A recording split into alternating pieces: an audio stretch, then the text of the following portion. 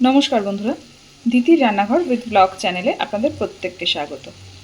দেখুন, আজকে নিয়ে চলে এসেছি পুঁই শাকের যে পাকা ফলটা, অর্থাৎ পুঁই মিটুলি, পাকা মিটুলি ভাজা। তো আমি এই রান্নাটা কিভাবে করি সেটা তো দেখবেনই, আর আমরা তো এটাকে পাকা মিটুলিই বলে থাকি। আপনারা কে কী নামে এটা চেনেন বা কারা কারা খান অবশ্যই আমাকে কমেন্টে জানাবেন। তো চলুন, আজকের এই রান্নাটা আমি কিভাবে করেছি চলুন দেখে নিন। তো এই যে এদিকে আমি কড়াই গরম করে কড়াইতে তেল দিয়ে দিয়েছি, আর এইদিকে মিটুলিগুলোকেও সব আমি এইভাবে ধুয়ে পরিষ্কার করে রেখেছি। মিটুলি পুঁই শাকের ফল যে যাই বলুন না কেন। আর আলাদা করে আলু আর পেঁয়াজকালি কেটে ধুয়ে গুছিয়ে রেখেছি। তেল খুব সুন্দরভাবে গরম হয়ে গেছে। এবার আমি প্রথমেই ফোড়নে দিচ্ছি একটু থেতো করা রসুন।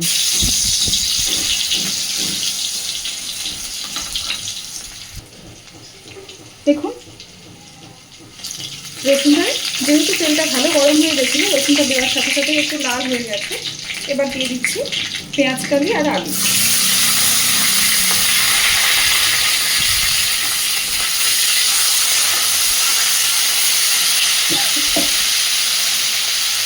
দিচ্ছি কয়েকটা চেরা কাঁচা লঙ্কা।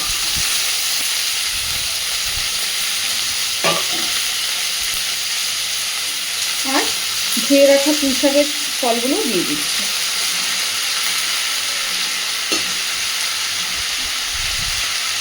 কাঁচা মিচুরি চচ্চড়ি তো আমরা সবাই খাই বাড়িতে, কিন্তু পাকা এই মিচুরির ফল কিন্তু খেতে ভীষণ ভালো হয়। যারা খায় তারা জানে এটার স্বাদ কতটা। তো খুব সুন্দর করে এবার মিশিয়ে নিয়ে দিয়ে দেবো লবণ আর হলুদ।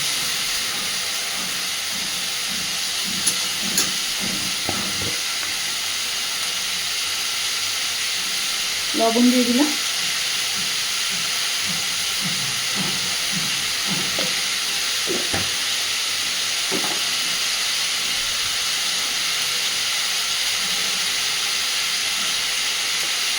আর দিচ্ছি হলুদ গুঁড়ো।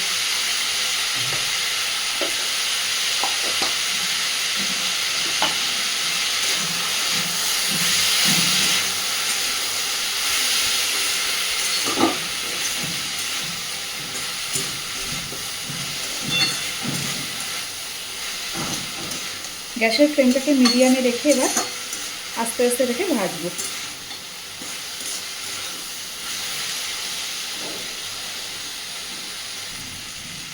দেখুন, এটা আস্তে আস্তে রঙটা কি সুন্দর লাল হয়ে আসছে।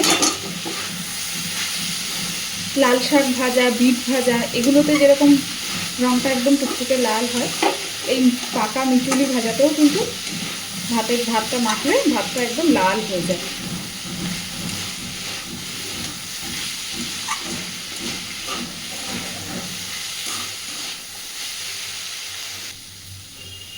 দেখুন, একদম পুরো লাল হয়ে গেছে সব কিছু, আর আলু পেঁয়াজকালি সবই সুন্দরভাবে সিদ্ধ হয়ে গেছে।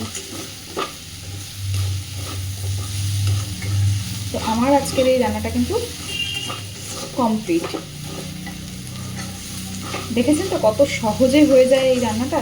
কিন্তু সত্যি কথা বলতে এটা গরম ভাতে খেতে সত্যিই দুর্দান্ত লাগে। মানে যারা আর কি অন্তত যারা এটা খান, আর যারা খান না তাদের কথাটা তো বলতে পারবো না। তো আমি কিন্তু এই ভাজাটা একদম এইভাবেই রান্নাটা করি, আর আমি এতে এক ফোঁটাও জলেরও ব্যবহার করিনি। তো চলুন, আজকের এই রান্না কেমন লেগেছে অবশ্যই আমাকে জানাবেন। আর প্লিজ আমার চ্যানেলটাকে লাইক, শেয়ার এবং সাবস্ক্রাইব করে আমার পাশে থাকবেন। গ্যাসের ফ্লেমটাও অফ করে দিলাম। এতক্ষণ আমার সাথে থাকার জন্য অসংখ্য ধন্যবাদ।